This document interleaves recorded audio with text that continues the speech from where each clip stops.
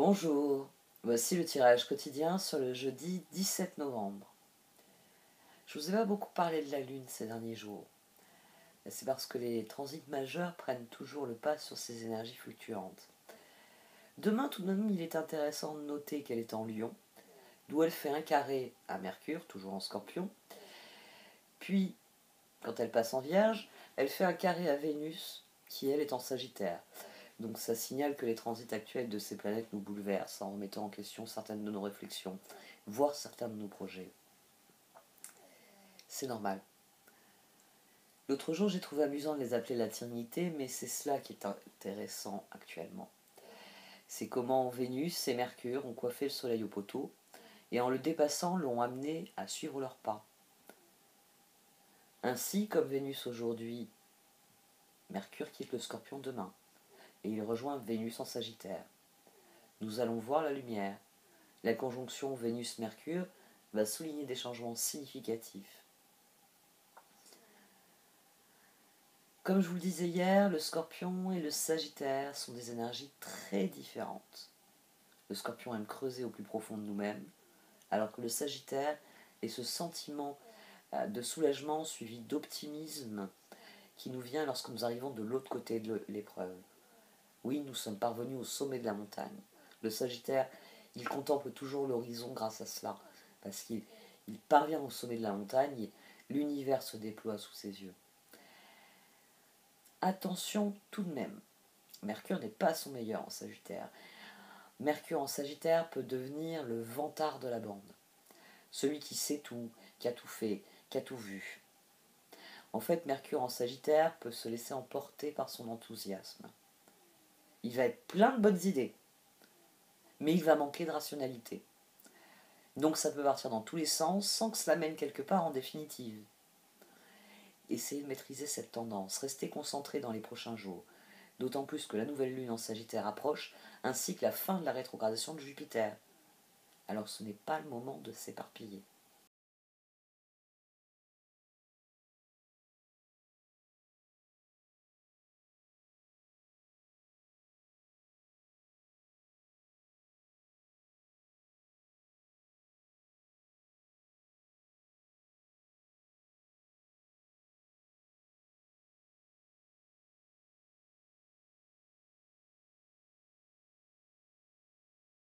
Le seuil.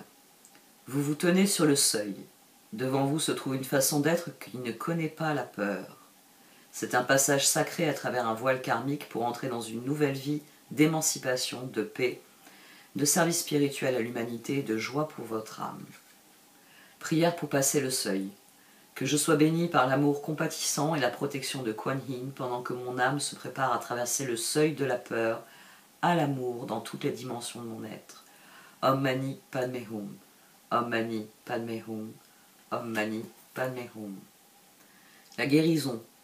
Une transformation positive se manifeste au niveau de votre âme. La réponse à votre question est oui.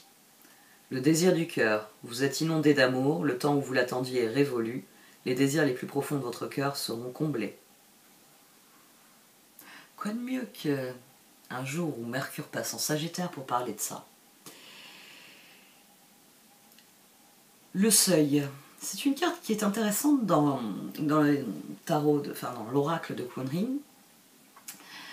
C'est une carte qui m'a toujours beaucoup interpellée parce que j'ai eu des lectures qui ont été des révélations pour moi. Ça, je pense que toute personne qui lit peut dire ce genre de choses. C'est-à-dire que vous avez, à un moment donné, vous lisez un livre et ça vous ouvre. On en vient là au Sagittaire. Ça vous ouvre au monde, ça vous fait découvrir des choses dont vous n'aviez pas idée. Moi, j'ai grandi sur la Côte d'Azur. Bon, je suis née en Afrique, j'en ai pas de souvenir. J'avais 2 ans quand on en est parti. Et j'ai grandi au-dessus de Monaco, à quelques kilomètres de Nice, dans un tout petit village où il y avait... tout tournait autour de l'école communale et de la place de la mairie, quoi. Avec la fontaine datant des Romains. La Turbie a cette particularité, c'est d'avoir le trophée d'Auguste. Il y a une voie romaine qui passe par la Turbie et les carrières de la Turbie ont amené les Romains à construire le trophée d'Auguste. Donc c'était, dans l'Antiquité, c'était un lieu de passage important, il y a des sources, il y a beaucoup de choses intéressantes. qui ont poussé les Romains à s'installer sur ce promontoire rocheux, parce qu'on peut voir de l'Italie jusqu'à Antibes, hein, quand on est à la tête de chien, même au-delà d'Antibes, hein, certains jours. Donc c'est un point de vue qui est assez imprenable sur la région, qui est très bien protégé, d'où le Montagel, à l'ombre duquel j'ai grandi. Donc quand j'ai lu certains livres, ça m'a ouvert des mondes. J'avais des parents qui étaient enfants de paysans, mais qui avaient fait des études supérieures, mais il y avait la télé, on avait un accès réduit, il n'y avait pas beaucoup de chaînes, enfin on avait 3 chaînes. C'est un endroit où il y a eu... Enfin, on a eu très tardivement un certain nombre de chaînes que les gens dans les villes trouvaient normales. Ça m'a fait bizarre quand je me suis retrouvée à Nice au collège. Plein de chaînes que j'avais jamais entendues, des séries, des films que j'avais jamais vus. Et moi, mon ouverture sur le monde, c'était les livres. Voilà, si j'avais envie de découvrir l'Afrique, je lisais des livres sur l'Afrique. Si j'avais envie de découvrir des livres sur l'Asie, je lisais des livres sur l'Asie. J'ai eu ce que j'appelle ma période chinoise, j'ai eu ma période russe, j'ai eu ma période japonaise, donc des périodes où je lisais des ouvrages sur ces pays-là, enfin, ces continents, pour découvrir ces mondes-là. J'ai eu une période américaine, enfin, j'ai eu de toutes sortes de périodes, voilà, où je découvrais d'autres pays, d'autres paysages, d'autres mœurs. Et puis j'ai assez vite épuisé ce qu'on appelle les classiques. Et au lycée, j'ai commencé à lire de la science-fiction. Et la science-fiction, ça a été une révélation pour moi. Encore aujourd'hui, j'ai une préférence très marquée pour la science-fiction.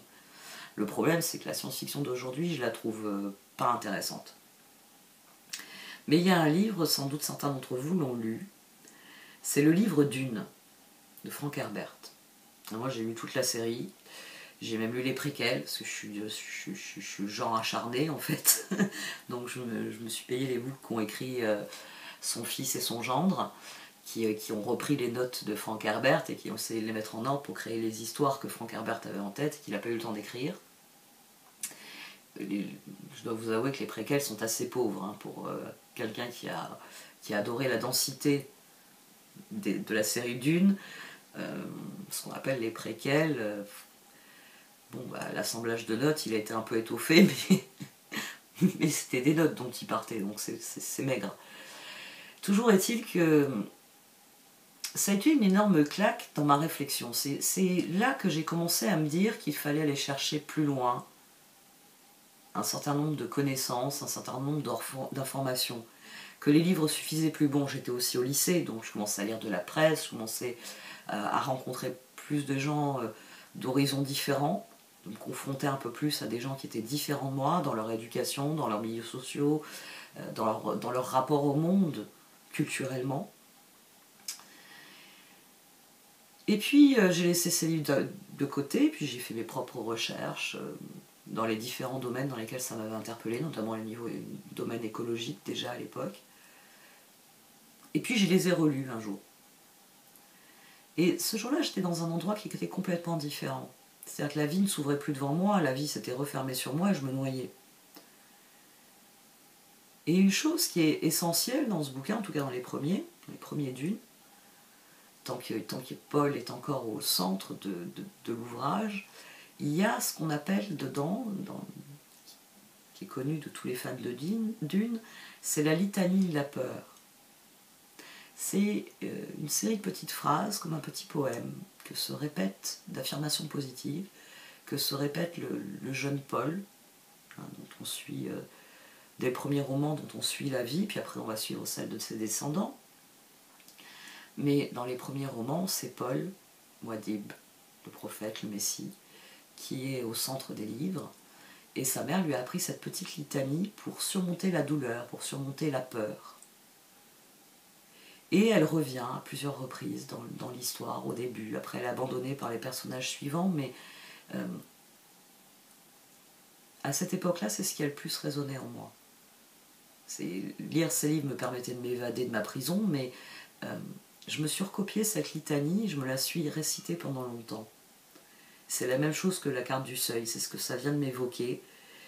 Et c'est pour ça que cette carte, elle me touche tout particulièrement, parce que ça va être encore plus parlant pour vous à partir du moment où vous avez lu Dune. Ça a ouvert votre réflexion sur tant de sujets de lire Dune, que vous avez sans doute intégré à présent dans votre réflexion, mais la litanie de la peur reste un ancrage au sein de Dune qui, à mon sens, peut être utilisé au quotidien. Je ne connaîtrai pas la peur. La peur tue l'esprit. La peur est une petite mort qui conduit à la totale, enfin à l'oblitération totale de mon esprit. Je ferai face à ma peur. Je lui permettrai de passer à travers moi. Et quand elle sera partie, je tournerai mon regard à l'intérieur de moi. La peur sera partie et il n'y aura plus rien. Il n'y aura plus que moi. Moi, je la récite en anglais depuis quelques années.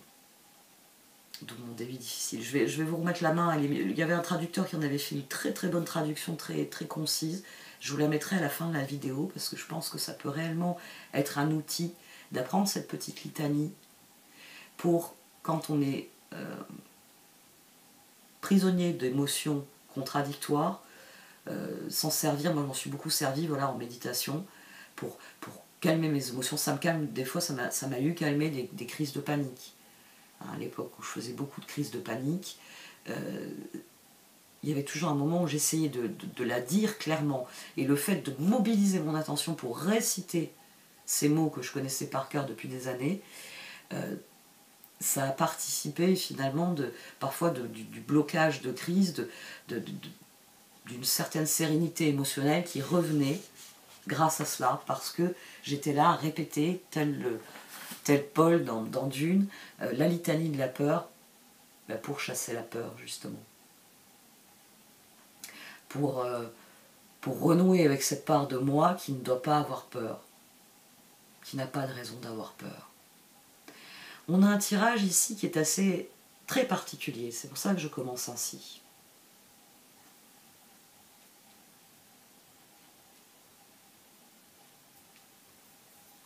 En fait, je me demande ce que me font les tirages. C'est-à-dire que je comptais vous parler de mon grand projet qui va sortir là cette semaine, et il m'interpelle sur des points extrêmement précis, alors que j'aimerais vous parler de certaines choses extrêmement précises.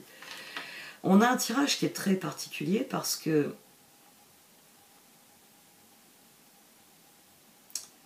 il est très spécifique. C'est-à-dire qu'il n'ouvre pas le champ des possibilités. Ça c'est pas qu'il est restreint, mais il est dans la droite ligne de ce qu'on a eu hier, c'est-à-dire qu'il décrit une situation extrêmement spécifique et ce qu'il vous conseille de faire dans ce cas-là. Il vous conseille de passer le seuil sans crainte. Le désir du cœur, la guérison. Hier, on a eu un tirage particulier où, en partie centrale, on avait cette notion qu'il allait falloir faire face au fait que nous nous sentons trahis, nous nous sentons abandonnés sur certaines choses, mais que malgré cela, il faut continuer à avoir confiance, à aller vers les autres. Le Sagittaire est un signe très intéressant.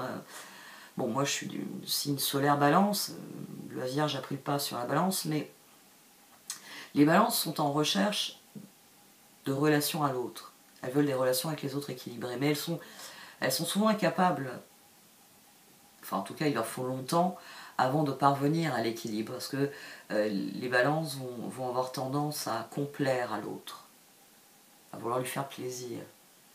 Et elles en souffrent, donc elles ne sont pas épanouies dans la relation, donc elles ne sont pas dans une relation qui est par définition équilibrée. Quand vous êtes en train de complaire à quelqu'un, quand vous êtes en train de faire plaisir à quelqu'un, si ça ne vous fait pas plaisir, la relation n'est pas aussi équilibrée que vous le voulez. C'est le défaut majeur des Balances. C'est qu'à vouloir que les plateaux soient bien équilibrés, elles oublient la dimension d'équité, la dimension de justice. Et elles ne se rendent pas justice, ou elles ne rendent pas justice aux autres. Scorpion, c'est l'intimité. On veut absorber l'autre. On veut être on veut fusionner avec l'autre.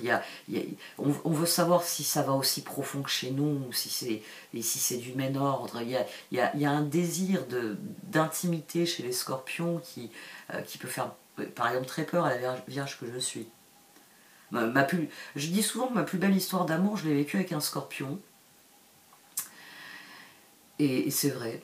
C'est vraiment une relation à l'aune de laquelle j'ai jugé pas mal d'autres relations. Enfin, j'ai jugé toutes mes autres relations finalement. Et c'était un scorpion, et en plus on s'est connus à 16 ans, donc c'est quelqu'un qui par la suite, dans les années qui ont suivi, m'a dit j'ai beaucoup souffert à la fin de notre relation, de tout ce qui s'est passé. Bon, je ne peux pas vous faire un topo, parce qu'on avait 16 ans, on était un peu cons. Hein. Mais il m'a dit, ça m'a aidé, dans les années suivantes, ça l'a aidé parce que il avait un fond de possessivité, de jalousie, que d'emblée j'ai disqualifié.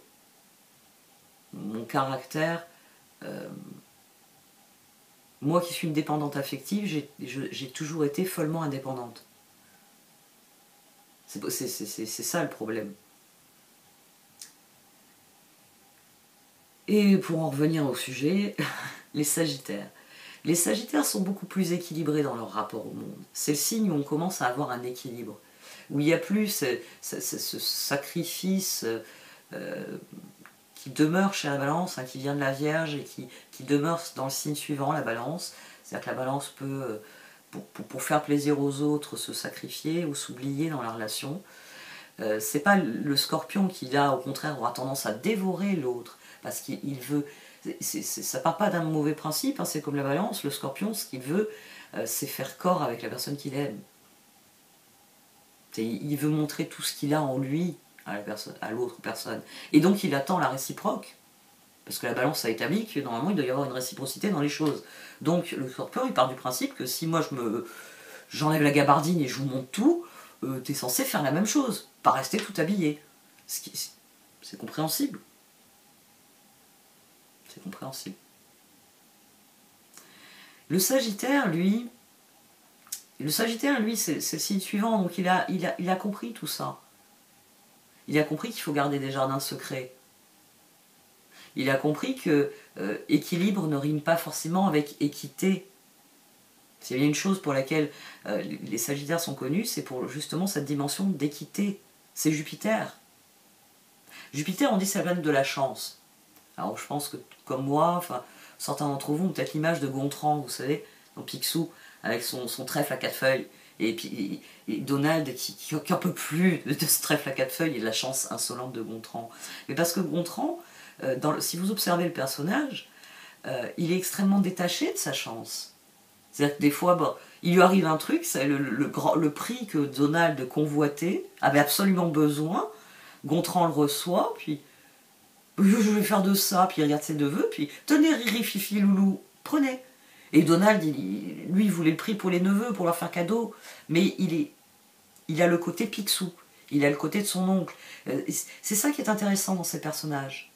C'est des personnages qui sont très intéressants parce que Picsou, c'est l'avare par excellence, hein, pour ça De Funès jouant le personnage de Molière. Et Donald, c'est celui qui a toujours peur de manquer.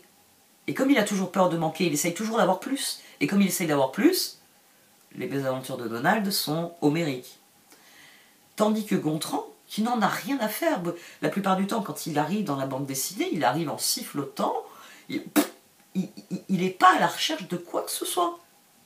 Et c'est pour ça que le truc que Donald, il a les mains comme ça pour l'attraper, c'est Gontran qui le ramasse. Tiens, qu'est-ce que c'est par terre? Oh, c'est le ticket gagnant. Et c'est le ticket que Donald, il cherche depuis des cases et des cases. C'est des archétypes, là encore. C'est comme l'astrologie, c'est-à-dire que notre attitude face aux choses, elle est liée à des paramètres culturels dont je parlais au départ. Elle est liée à la façon dont, à un moment donné, on s'est confronté au monde. C'est là où je veux en venir. C'est pour vous faire bien comprendre que la façon dont vous vous confrontez au monde crée votre expérience. Mais c'est des choses dont on prend conscience en vieillissant. Et j'emploie à dessein le terme de vieillir.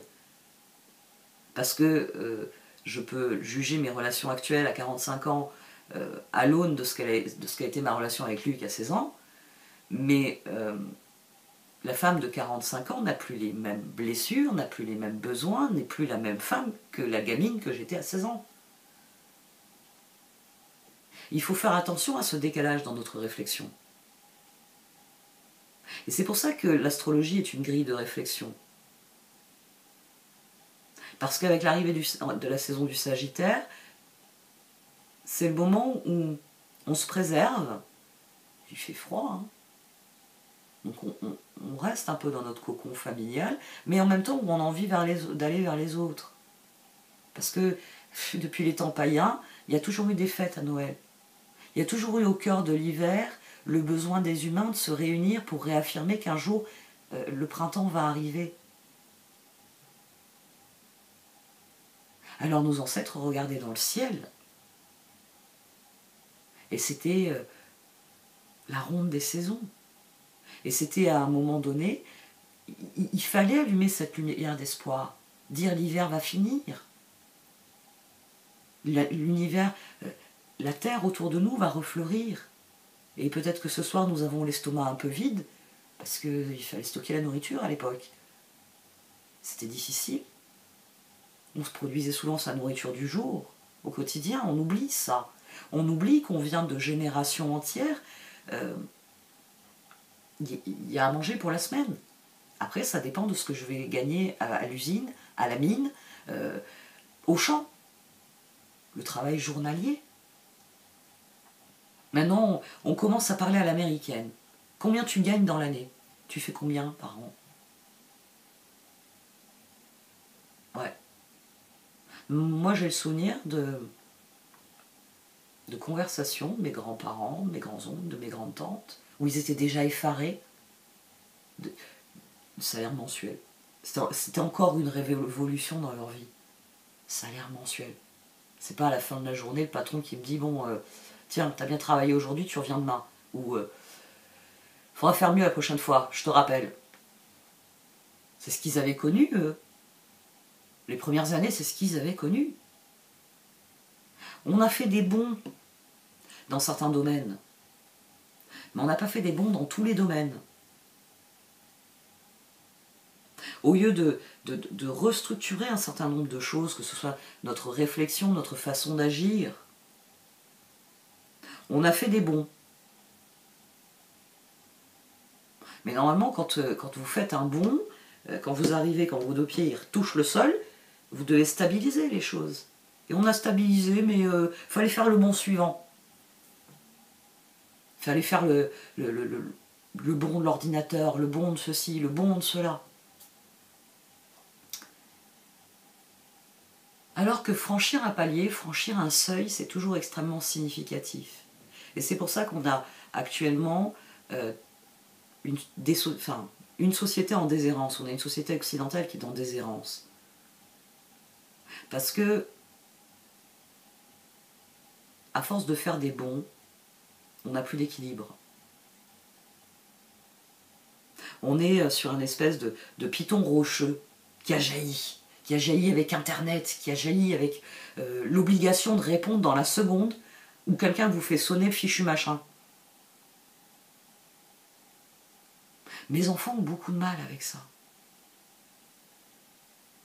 Parce que leurs amis ne comprennent pas quand ils n'ont pas une réponse dans la seconde aux textos, aux messages vocaux, aux sollicitations diverses et variées qu'ils leur envoient. Et mes enfants répondent « Ouais, mais bon, à la maison, le téléphone, il est dans la chambre. » Comment ça, le téléphone, il est dans la chambre? « Ah bah oui, on discute, on écoute de la musique, et puis voilà. » Le fait que j'enlevais le téléphone à mes enfants encore il n'y a pas très longtemps, tous les soirs, je leur disais « Voilà, posez dans le salon, vous me mettez en charge. Quand je viens me coucher, je les débranche, parce qu'ils sont à 100%. » Ça a été un choc pour certains camarades de mes enfants. Parce que justement, j'ai pas envie qu'ils soient en équilibre sur un piton rocheux, avec toujours l'impression qu'ils vont tomber dans le vide, et se raccrochant à la certitude, je fais comme les autres, donc c'est bon, ça va bien se passer. Non. Non. Tu es occupé, tu n'as pas à te laisser distraire. Bah, tant mieux pour elle si elle a déjà fini ses devoirs et qu'elle a le temps de discuter avec toi. Quand tu auras le temps, tu lui envoies un message. Tu lui dis « Coucou, je viens de finir mes devoirs, alors qu'est-ce que tu racontes ?» Et puis il y a des chances pour qu'elle te raconte la même chose qu'aujourd'hui, enfin que ce que tu as raconté à la pause midi. Hein. Et c'est vrai qu'en ayant ce discours-là, mes enfants sont restés dans une certaine rigueur. Il est arrivé, ma fille, la cadette, notamment, qui est au lycée, là, qui est en seconde, il est arrivé le soir qu'elle arrive, qu'elle me dise ça y est, je vais me coucher, elle me fait un bisou, puis il n'a pas fini de charger, tu me le mets dans ma chambre quand il a fini de charger. Et elle me donne son téléphone, son chargeur, je le mets en charge, parce que le téléphone il est à 60%, et comme je lui dis, tu vas pas laisser le téléphone en charge toute la nuit pour charger ce qui manque. Donc, et puis dans la nuit, bon, bah, quand je me couche, débranche et je vais lui poser dans sa chambre. Il est à 100%, elle se lève le matin, le téléphone il est là. J'ai des copines, quand je leur dis ça, elles me regardent, elles me disent il faut que tu parles avec ma fille. Mais j'ai déjà parlé avec ta fille, que je leur dis. Mais c'est toi derrière qu'il faut que tu sois comme moi, que tu lui dises pose ça. Je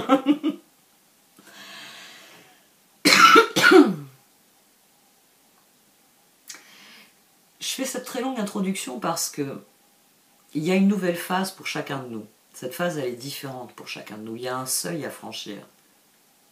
Et je veux que vous ayez bien conscience qu'au-delà de ce que je dis pour la journée du lendemain, ça reste des outils. Là, je vais lancer, j'en ai déjà parlé, il y a le bouton rejoindre qui a dû s'afficher, parce que ça y est, j'ai eu l'autorisation de YouTube. Je vais lancer donc la partie plus privée de la chaîne, c'est-à-dire que vous devrez souscrire pour avoir accès à certains contenus. Je le lance là cette semaine. J'essaye de faire une vidéo de moi où on me voit, en fait. Et c'est une catastrophe. Je me supporte pas en visuel. Donc c'est une catastrophe, j'arrive pas. Mais ça m'embête de le faire que dans l'introduction des tirages de l'habille-moi, puisque à partir d'un certain niveau de souscription, vous aurez accès aux 12 signes, en fait, aux extensions. Au lieu d'aller sur Vimeo, vous aurez accès aux extensions directement sur YouTube, parce que vous serez membre du club privé YouTube, de la chaîne sur YouTube. Et moi, c'est ça mon grand as de coupe, vous voyez. C'est arriver à vous présenter ce projet, à vous expliquer à quel point c'est nécessaire, parce que même si je produis du contenu gratuit, même si le temps que j'y passe quelque part me bénéficie à moi, participe de mes guérisons, du désir de mon cœur et du fait que ça me fait du bien. Et là, je viens de parler de choses, j'ai essayé d'en parler de détaché, j'ai essayé d'être pas trop bordélique. C'est vrai que j'ai tendance à parler de plein de choses en même temps, mais c'est aussi parce que je mets à nu des choses. C'est parce que il y a eu des mécanismes douloureux de prise de conscience, de conceptualisation des choses. Je veux dire, quand on en est à se répéter à la litanie de la peur 10 ou 15 fois par jour, c'est parce qu'il y a du travail à effectuer. Et ce travail, je l'ai effectué. Donc c'est pour ça que j'ai parfois du recul. Et là, moi, je sais que cet as de coupe, c'est pas tellement dans mes relations, c'est dans les retours que vous allez me donner par rapport à ce projet. Pour certains d'entre vous, c'est une relation. Une relation, alors on a le 4 de Pentacle et l'As de Coupe. Il y a à la fois une guérison, c'est-à-dire qu'il va y avoir le mouvement du Sagittaire, je m'ouvre sur le monde, je sais qu'il faut préserver mon jardin intérieur, ce qui me tient à cœur, mais je m'ouvre sur le monde parce que je sais que de visiter d'autres jardins, ça va me permettre d'embellir mon jardin. C'est ça le Sagittaire. Le Sagittaire, c'est comme il aime bien cultiver son univers, il est curieux d'aller voir celui des autres, pour voir s'il peut pas avoir... moi qui adore les succulentes, ça va arriver, piquer une feuille d'une succulente qui vous plaît.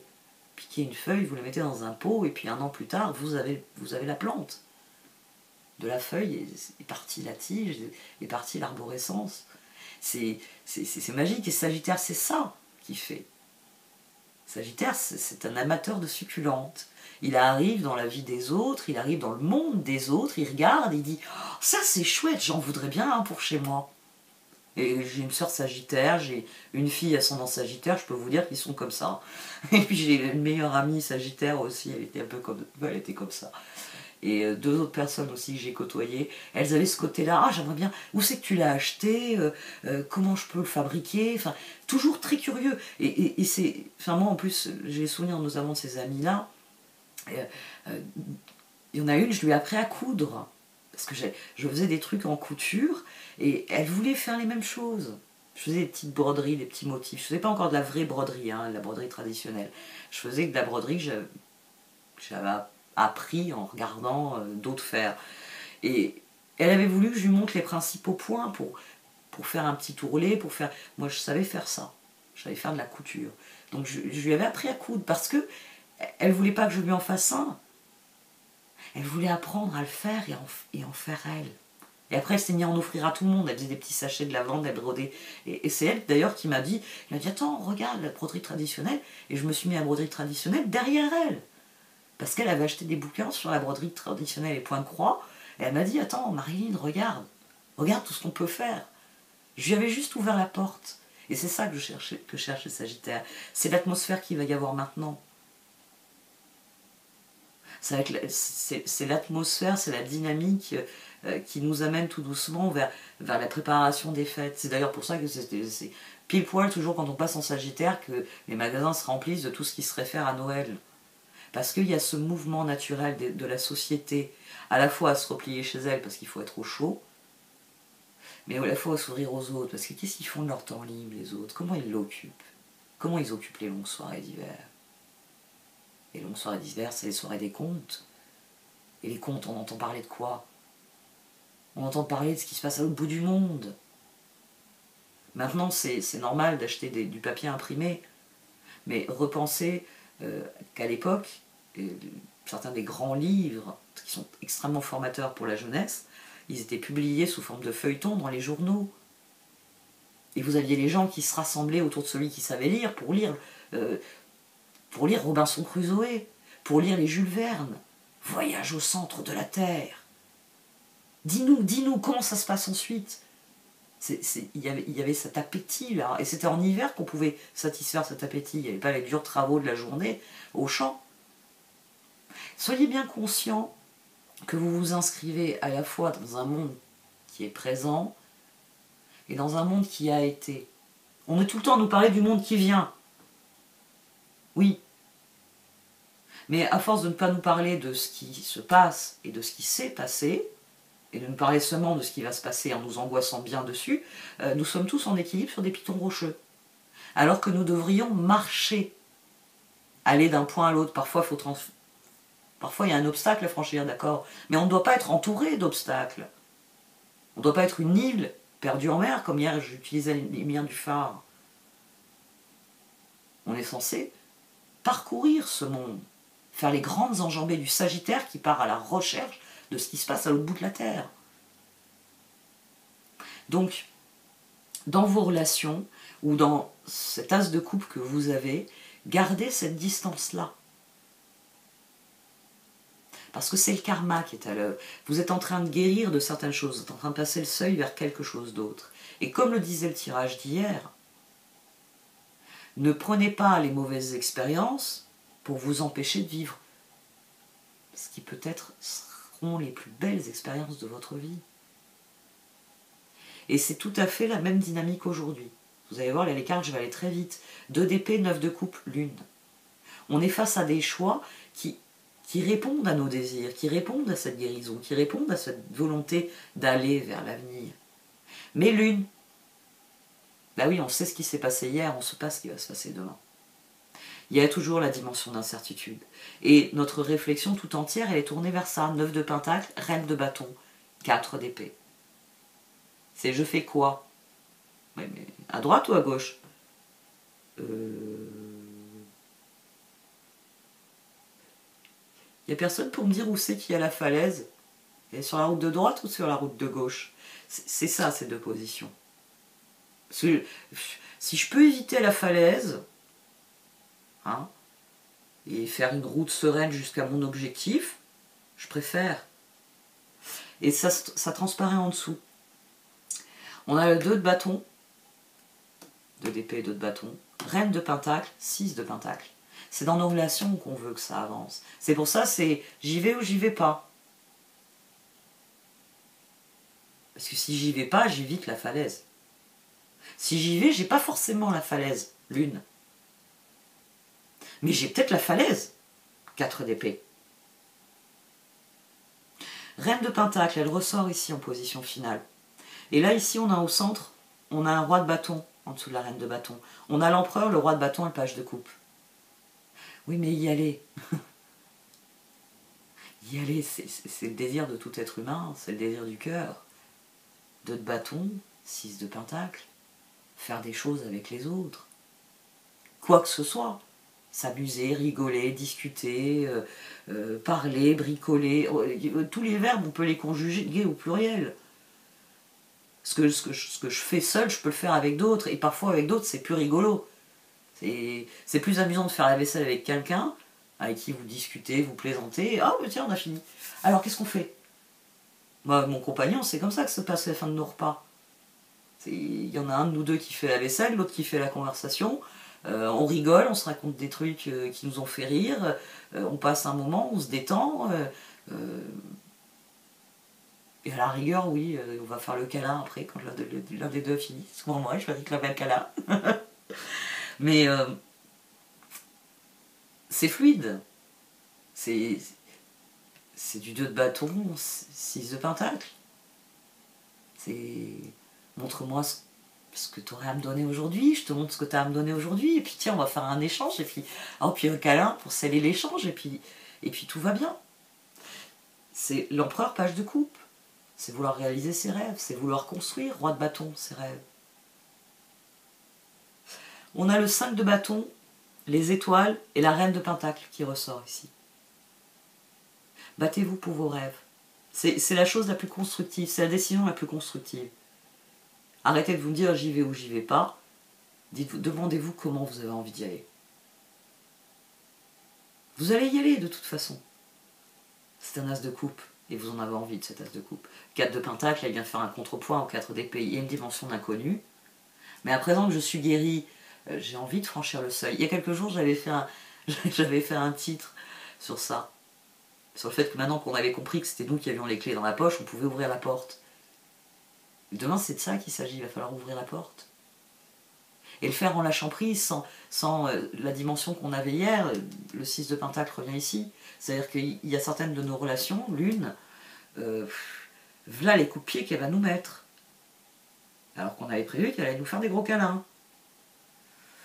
Bah, très bien. On fera ce qui s'impose à ce moment-là. Fort de ce que on sait, de ce qu'on a appris jusqu'à maintenant. Donc battez-vous pour vos rêves. Toute votre réflexion, vous pouvez la transcender simplement en vous battant pour vos rêves. Pour ce que vous désirez, l'empereur ici, ce qu'il veut, c'est le page de coupe. C'est roi de bâton réalisé, ce qui lui tient à cœur. Page de coupe. Et c'est pour ça qu'on finit par un 2 de coupe. La tour, changez votre vie. 3 de pentacle. Demain, saisissez les occasions de faire des projets avec les autres. Demain,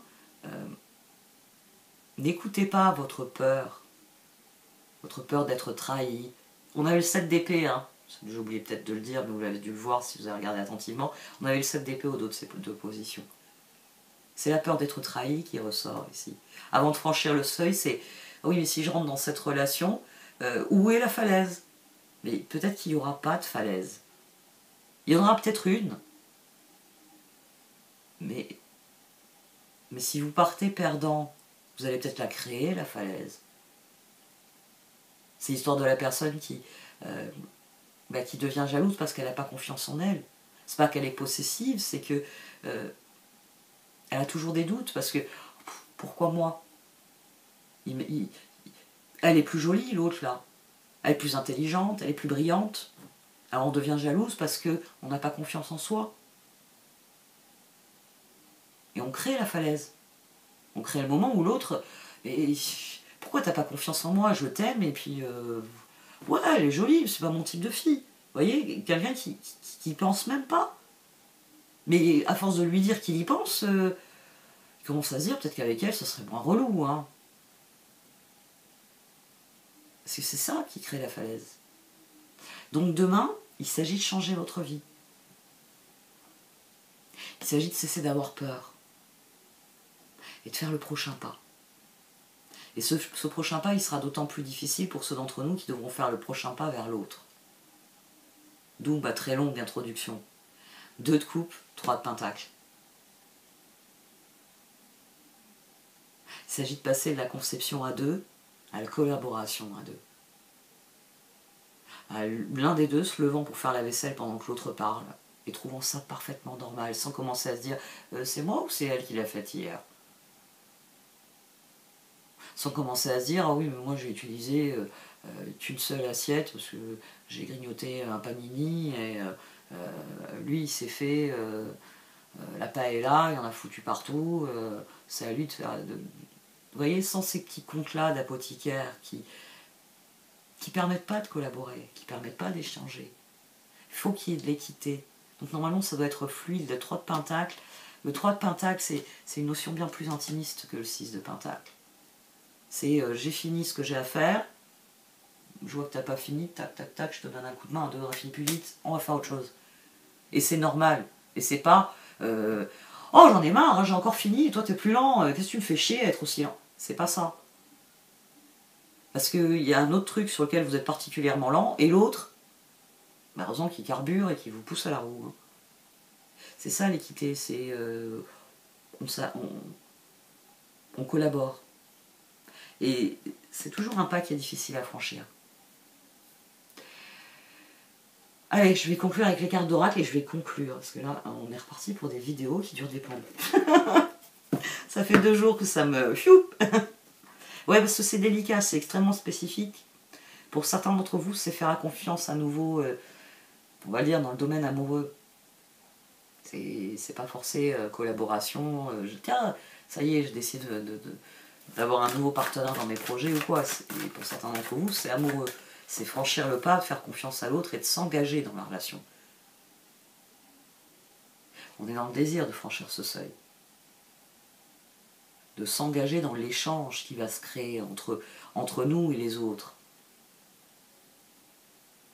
C'est pour ça que je dis que c'est mon as de couple. Parce que je me dis, ils vont peut-être en avoir marre de m'écouter parler jour après jour, et qu'ils vont se dire, oh, ça sert à rien de regarder des vidéos supplémentaires de Marilyn. Non, il y a une petite voix qui me serine ça. Hein. Bon allez, les oracles.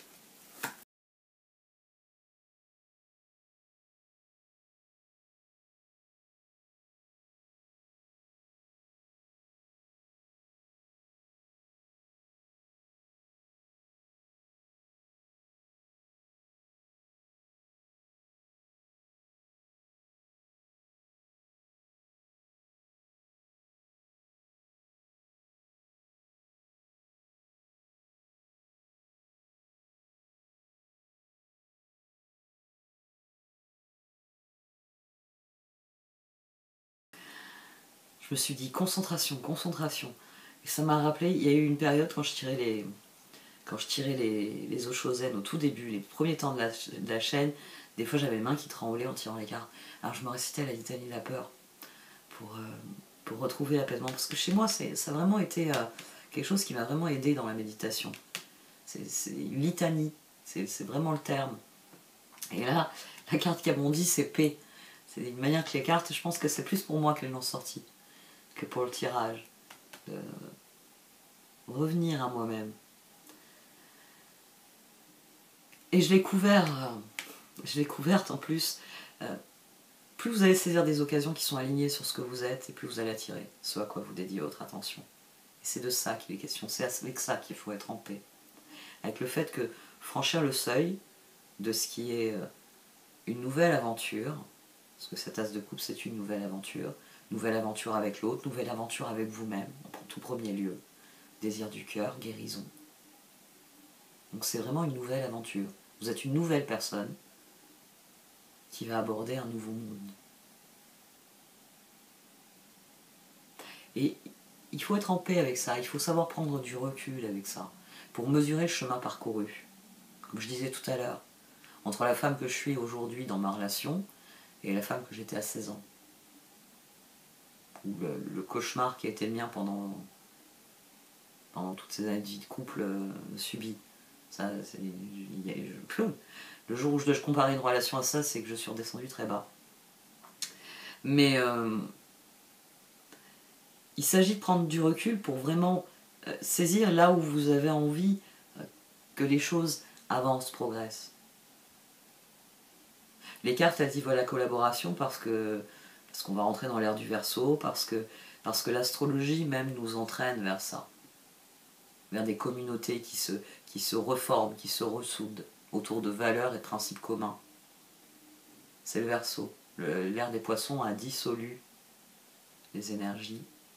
Et en Verseau, il va falloir en faire émerger une nouvelle forme.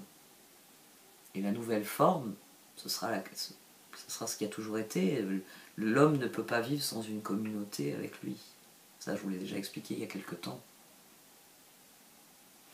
Et plus vous serez conscient du chemin parcouru et du chemin qui vous reste à parcourir, c'est-à-dire l'endroit où vous voulez aller, et plus vous pourrez travailler à obtenir ce que vous désirez.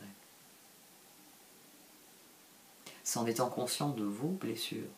Comme je l'ai dit, bon, il y a des personnes à qui je l'ai eu dit ces dernières années. Il faut parfois dire certaines choses, ouvrir votre jardin secret, dire que vous manquez de confiance en vous dans certains domaines, dire à l'autre, c'est pour ça que des fois je me montre rigide, je me montre cassante, parce que forcément, si j'ai un blocage sur un aspect de mon physique et que je t'entends admirer ce même aspect physique chez quelqu'un d'autre, ça réveille mes insécurités. Ah, c'est bien la preuve que lui aussi il trouve que je suis pas assez bien sur ce point physique. Vous voyez, c'est très fréquent ça chez les femmes. On n'aime pas un truc chez nous, alors forcément quand on entend notre moitié parler du truc qu'on n'aime pas chez nous comme étant joli chez quelqu'un d'autre, et effectivement c'est plus joli chez quelqu'un d'autre, hein, les émotions là elles s'emballent et on n'est plus à même, j'ai envie de dire, d'agir normalement, d'agir sainement. Parce que normalement, c'est souvent sainement. La normale, c'est souvent ce qui est toxique. Pourquoi? Parce que il a pas voulu appuyer sur le bouton, il n'en a pas conscience, c'est aussi ce qu'il préfère chez vous. Donc c'est souvent ça. Hein. Souvent, les points que nous voyons comme défaillants ou comme problématiques sont ce que l'autre va aimer chez nous, ce qui l'a particulièrement touché. Ça l'a particulièrement touché. Donc, demain, la Lune le disait déjà, il y a des rencontres karmiques, il y a des changements dans votre destin, il y a des choses qui... c'est un nouveau monde, voilà, c'est ce que je disais il y a quelques minutes, c'est un nouveau monde qui s'ouvre. Il ne s'agit pas de l'aborder avec du doute, il faut l'aborder en étant conscient de la direction que vous voulez prendre. Parce que le chemin là, que vous traversez entre ce que vous étiez au départ, ce que vous allez devenir au final, c'est vous et vous seul qui tracez ce chemin. Il vous appartient ce chemin. Il doit être le reflet de ce que vous êtes.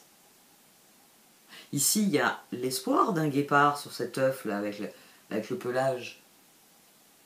Mais le guépard qui se tient ici, qu'on voit dans plusieurs cartes d'ailleurs, notamment la carte tenir la distance. Restez concentré sur ses objectifs, restez focus pour tenir la distance. Mais c'est parce qu'il a tenu la distance qu'il est là. Sinon, on ne le verrait pas, hein, il serait tombé là dans le trou, jamais eu de réalisation.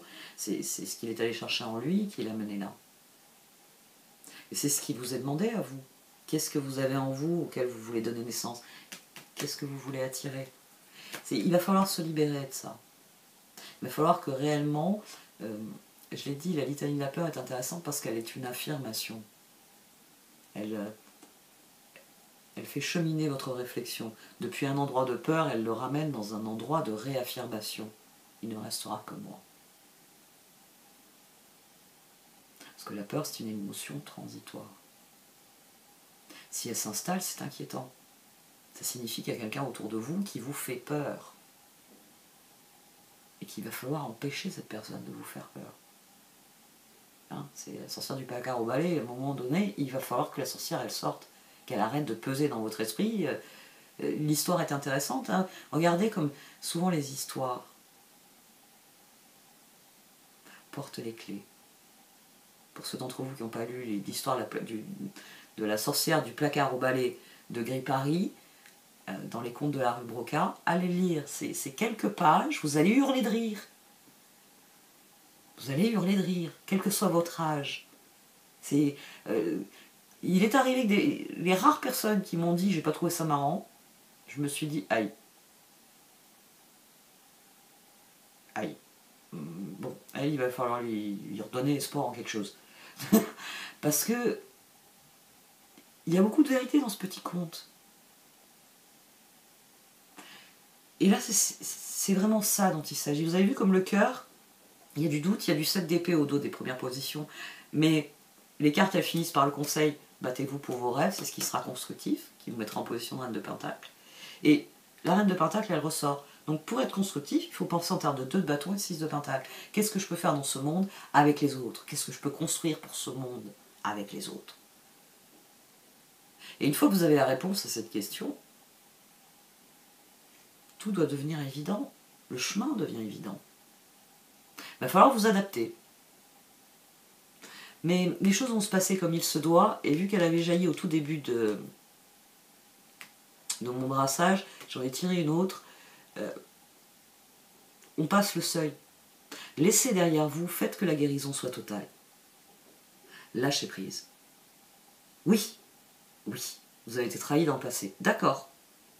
On va revenir à cette blessure de trahison qu'on avait hier. Oui, vous avez été trahi dans le passé, puisque le 7 d'épée est revenu. La blessure de trahison, c'est une blessure qui est extrêmement difficile, extrêmement profonde. Et il y a souvent de la gangrène un peu en dessous. Alors on travaille en surface, puis on ne s'aperçoit pas que plus profond ça va plus profond. C'est Pluton, la métaphore des planètes. Pluton va au fond, parce que justement il a vérifié que vous n'avez pas gardé une petite faiblesse en dessous de la cicatrice. Mais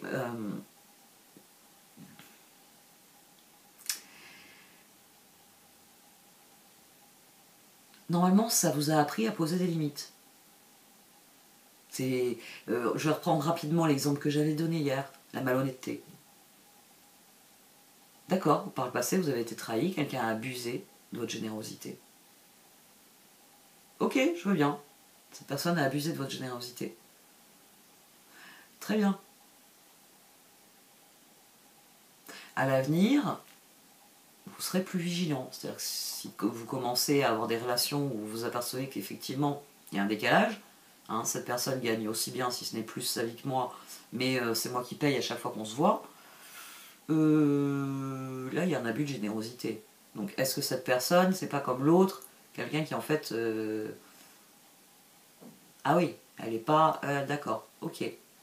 Ou peut-être que c'est une personne qui va vous dire « Ah, excuse-moi, ça tu comprends, j'ai toujours des soucis financiers, quand tu me dis je t'offre, je prends. » Et à ce moment-là, peut-être que vous allez ouvrir une brèche, peut-être que cette personne a de vrais soucis financiers, et peut-être que vous connaissez quelqu'un qui peut aider cette personne à s'en sortir. Parfois, il s'agit juste d'étudier le budget un peu et de dire, mais attends, ça, ça et ça, si tu les supprimé, tu allèges ton budget, ah oui, ça va te demander des efforts de renoncer à ça et ça pendant quelques temps, mais voilà, la virée shopping étant partie, ça y est, ton découvert il est terminé, tu reviens à la normale, comme tu as rectifié tes dépenses, maintenant tu t'en tiens un peu plus à ton budget, et il est plus à l'équilibre et tout se passe bien. Vous voyez, peut-être que poser des questions, ça ne vous fera pas constater que la personne elle est malhonnête, et que donc vous aviez raison d'avoir encore cette vieille blessure qui vous faisait mal. Oh, cette personne elle est en train de me trahir là. Elle est malhonnête avec moi. Non, ce sera simplement que voilà, la personne elle a un problème qui est complètement différent du problème que vous croyez, et vous voulez aider à le résoudre, et puis vous, j'ai eu raison de lui faire confiance. Restez dans cette dynamique de guérison. Il y a de l'espoir. Il y a toujours de l'espoir. Vous avez certains des plus grands livres, c'est des rédemptions. C'est des personnages qui sont criminels au départ, et qui un jour mesurent la portée de leurs actes. Alors c'est vrai que des figures qui ont de telles rédemptions, j'en trouve plus dans les mangas que dans les romans. Mais ça existe. Des vrais méchants qui deviennent de vrais gentils. Il y a eu une littérature qui, à une époque, faisait ça. La rédemption. C'est-à-dire que le personnage, au départ, il ne nous plaît pas. Et puis à l'arrivée, il a appris de ses erreurs et maintenant, c'est quelqu'un de bien. Maintenant, on nous présente le grand méchant venin qu'il faut à tout prix tuer. Parce que les scènes de meurtre, on aime bien à la télévision. Mais voilà, il faut cultiver l'espoir. Après, si cette personne est effectivement malhonnête, rouvrez pas votre blessure, hein, envoyez la bouler, hein, les malhonnêtes, hein, on va pas rouvrir la blessure. J'ai appris ma leçon. Bon, toi je t'avais posé des limites, vu que tu as échoué à tous les tests et tu as essayé de défoncer toutes les limites, bye. Et c'est réglé. Et c'est comme ça qu'il faut aborder les choses. Laissez venir les choses. Laissez-les évoluer. Faites-en ce que vous désirez qu'elles soient. Et après, jugez de ce que vous voulez conserver ou pas. Parce que ça, c'est toujours pareil, c'est votre libre arbitre. Cette fois, j'arrête. Alors là, je crois que j'ai battu tous les records sur ce tirage.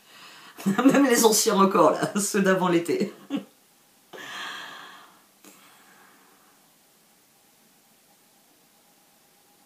N'oubliez pas que la trinité actuelle, hein, Vénus, Mercure, Soleil, elle nous a fait toute une série de transits très rapprochés. Des trigones, des signes d'eau. Il y a beaucoup de choses qui se jouent là. C'est pour ça que la nouvelle lune qui s'amorce va être rédemptrice à plein d'égards. Parce que ça va être le mouvement du Sagittaire. Ça va être, maintenant que tu as pris soin de ton jardin, c'est aller visiter celui des autres. Si tu voyais comment ouvrir ton jardin sur le monde, ça va être cette énergie-là qui va venir avec la nouvelle lune en Sagittaire. Jupiter va redevenir direct. Il va quitter les poissons, il va fermer le chapitre des poissons. C'est ce que nous sommes en train de clôturer ici sous vos yeux. Les poissons. Il va passer en bélier, le signe d'affirmation de soi. Donc, dans les mois à venir, la dynamique dans votre esprit, elle va changer. Votre rapport au monde va changer. Parce que Jupiter, il relève du Sagittaire, signe de feu. Il est dans un autre signe de feu. Il a un trigone permanent vers sa maison. Vers les endroits où il aime être. Sagittaire, Lion. Il est en bélier.